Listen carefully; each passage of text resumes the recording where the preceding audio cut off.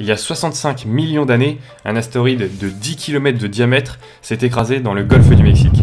L'explosion a été plusieurs milliards de fois plus puissante que celle d'Hiroshima, laissant derrière elle un cratère de 180 km de diamètre. C'est l'une des causes de l'extinction de masse qui a marqué la fin du Crétacé. Et il est plus que probable qu'on subisse le même sort si ça se reproduisait aujourd'hui.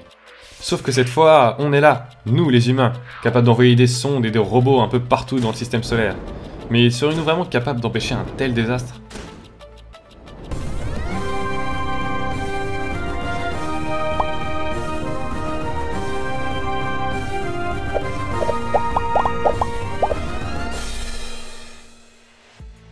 Le système solaire ne contient pas que des planètes. Il existe aussi un grand nombre d'objets, plus ou moins grands, qu'on qualifie de comètes ou d'astéroïdes. Les plus proches de nous sont pour la plupart rassemblés dans la ceinture d'astéroïdes qui se trouve entre Mars et Jupiter. Elle contient plus d'1 million d'objets allant de quelques centimètres à plusieurs centaines de kilomètres. Mais il arrive que parfois certains d'entre eux traversent l'orbite de la Terre et c'est ce qu'on appelle des astéroïdes géocroiseurs. Statistiquement, l'un d'entre eux s'écrase sur Terre une fois tous les 100 millions d'années. Le risque est donc assez faible, mais s'il devait se produire, qu'est-ce qu'on pourrait faire pour se défendre ? La première chose auquel on pourrait penser, ce serait d'envoyer une ogive nucléaire sur l'astéroïde pour le détruire. Mais en fait, ce n'est pas vraiment une bonne solution. Bon, déjà, il y a un traité international qui interdit d'envoyer des charges nucléaires dans l'espace. Mais bon, le plus gros problème, c'est que faire exploser un astéroïde, ça ne le fait pas disparaître. Il va se casser en plusieurs morceaux qui risquent tout autant de tomber sur Terre.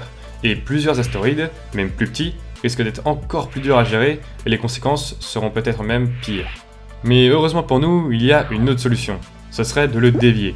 Pour cela, on pourrait par exemple lui envoyer l'objet le plus lourd possible, comme un gros satellite ou un autre astéroïde si on arrive à en capturer un d'ici là, pour que le choc le dévie de sa trajectoire et lui fasse rater la Terre. Le problème, c'est que c'est pas très précis, et ça risque d'être assez compliqué de prévoir sa future trajectoire. Une autre méthode serait le tracteur gravitationnel. Pour cela, il faudrait aussi envoyer la sonde la plus lourde possible, mais cette fois, elle resterait à côté de l'astéroïde pour le dévier à l'aide de sa propre gravité. Cela a pour avantage d'être extrêmement précis, ce qui permettra, en plus d'éviter l'impact, de faire en sorte qu'il ne revienne jamais percuter la Terre. Mais comme on pourrait s'en douter, cette méthode est très lente, surtout pour les gros astéroïdes, car la gravité d'une sonde de quelques tonnes est extrêmement faible. Il faut donc s'y prendre le plus longtemps possible à l'avance. Sinon, on peut s'inspirer de la première méthode en utilisant une bombe atomique pour le dévier. Pour cela, il faut la faire exploser à côté de l'astéroïde, ce qui produira une onde de choc électromagnétique qui, en plus de le propulser, va arracher une partie de sa surface et la chauffer à de hautes températures, ce qui aura pour effet de libérer du gaz qui poussera encore plus l'astéroïde en dehors de sa trajectoire. D'ailleurs, ce n'est pas la seule méthode qui permet d'obtenir ce résultat. On peut également mettre un énorme miroir qui redirigera toute la lumière du soleil vers l'astéroïde. Ça sera comme brûler une fourmi avec une loupe.